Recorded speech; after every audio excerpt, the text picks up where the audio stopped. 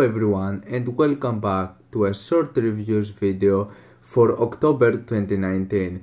This is about all of those albums that I didn't have that much time to talk about in a full review, or I felt that I didn't have that many things to say. You know how it goes so far. So let's get right into it, because there are a lot of albums that came out the previous month. Like October was insane in terms of how many releases there were put out. So let's just jump straight into it. So, at first we have the new Nick Cave and the Bad Seeds.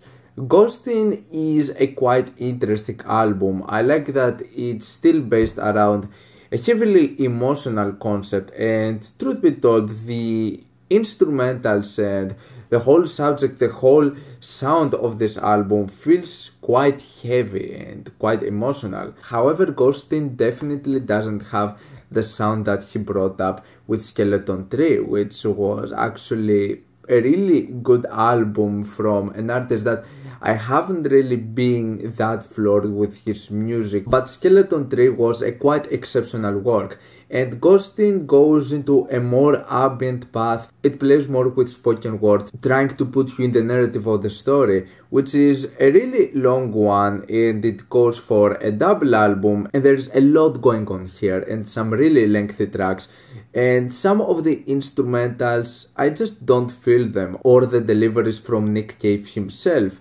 I mean, the album, it's okay, it's decent, but not a work that quite impressed me with its sound. So Ghosting is a 6 out of 10 for me. Boris are back with a new album, and this is possibly one of the more underwhelming works in their consistently great discography. I mean, this one has still the elements of drone metal and post-rock you could expect from a Boris album, but there's something about the sound of this thing that feels a bit muddy. It really doesn't sound all that majestic or that much impressive. So I didn't really feel there was remotely something that much interesting or something that much unique that they presented with this album over here. It was just a bunch of some really standard droney tracks. It's a 6 out of 10 for me. Zoo released a 4-piece drone sort of dark ambient project, which really doesn't bring something that new, not only to the genre, but even in terms of the Zoo catalog, considering that they have some really innovative and quite out there albums. This one just feels like a lazy experimentation. This is a really forgettable, long-winded project. It's just an average 5 out of 10 album. Nothing really that interesting with this new Zoo release. Never have I been a huge fan of Profanatica, but what is this? The production on this one, the drumming, the blast beats, the riffs, everything just sounds really bad. This is one of my least favorite black metal albums I've heard all year. From the extremely weak and laughable production to deliveries that feel so off. Like, yeah, 4 out of 10. This album, it was not good. This was not a good black metal album. This new album from Lightning Bolt, it's still pretty harsh and heavily dynamic, and it's quite intense and out there, but it's a style that the band itself has developed in a quite fascinating way with some of the previous albums, and this is another occasion where I don't feel they offer something really all that much different or something all that much impressive. Their sound has been more pristine and less noisy as the years could pass by, but overall Sonic Citadel is a solid project. There are still some quite nice and quite intense moments here. It's a 6+ out of 10 for me. I think it's an okay work from Lightning Bolt. Another really short album from Filmmaker. It's 30 minutes long. The first 2 tracks are really good. It's more industrial and more dark than pretty much everything he has done so far, but I still want something more developed from Filmmaker, since this is another album that feels a bit rushed. It has its moments, it is imaginative, but it's still not enough. So just a 6+ out of 10. It's a solid album, but it could have been better. It's really sad to see one of the most innovative hardcore punk bands to come out with such a generic post-hardcore album. Really nothing that much interesting about this.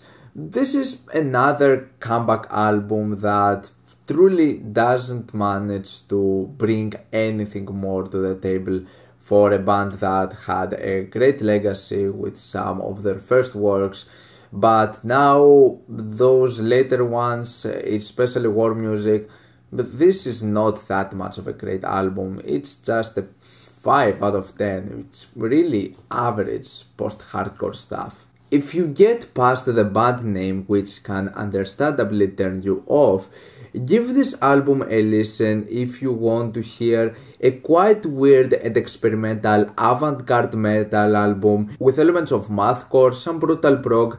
This album is really out there and it's quite short. It's only 30 minutes long and I think there are some interesting ideas to it. So it's a 6+ out of 10 and an album that I do recommend if you're looking for something quite obscure in the metal scene. Well, at least it's not as underwhelming as Laddy Daddy, but that doesn't really say all that much. It's quite out there and experimental. There are some pretty nice ideas and I definitely like some of the features there. They're quite interesting.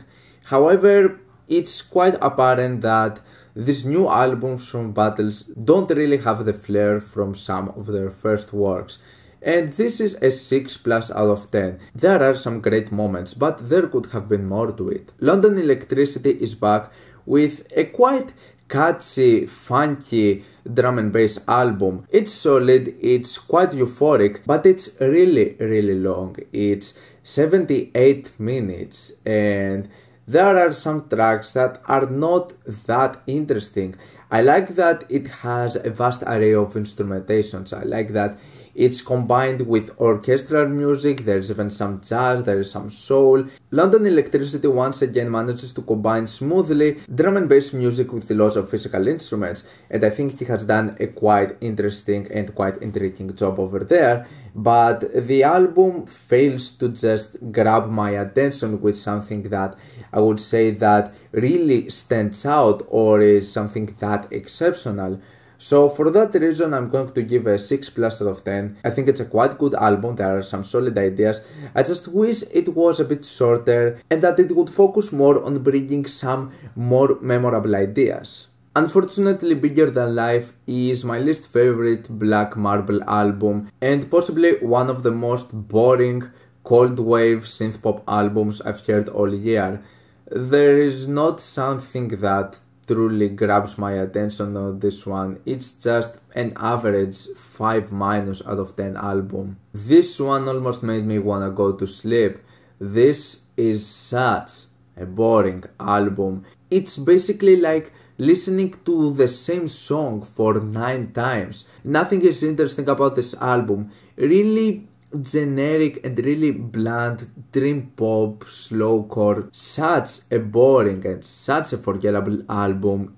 Just a 4- out of 10 for me. Mayhem are back with possibly one of the better albums they have done in years. I get that Mayhem have a huge legacy, but other than the Mysteries Don Satanas, I don't think that Mayhem have that much of a great discography. Me myself, I also like Grand Declaration of War. I think it's a solid album and quite underrated. However, I get why people don't really like it.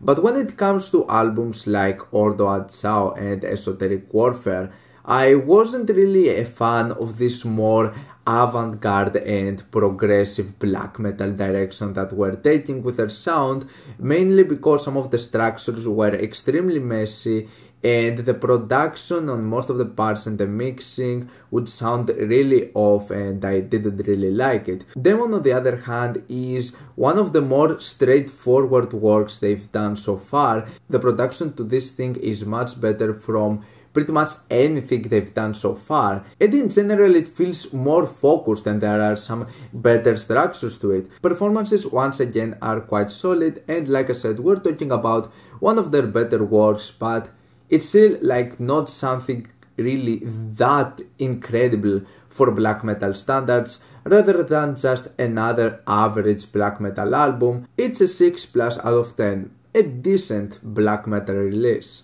I like some of the interludes and some of the very experimental glitchy parts on this album a lot. I think they have done some quite nice work with the production on this one, but when it comes to some of the more sort of Britpop and power pop tracks, I don't think that they bring something really that new, not only for Anamanaguchi standards or for just the whole sound of Britpop music with chiptune elements in general. It's also a bit long, it could be more stripped out, but for what it is, it's a decent album. I think there were some quite solid moments here, and I quite enjoyed it, so it's a 6+ out of 10.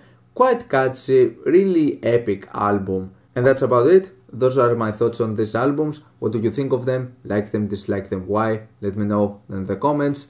Leave a like if you enjoyed the video. Subscribe for more content like this. Thank you for watching, and I'll see you all in the next video. Goodbye.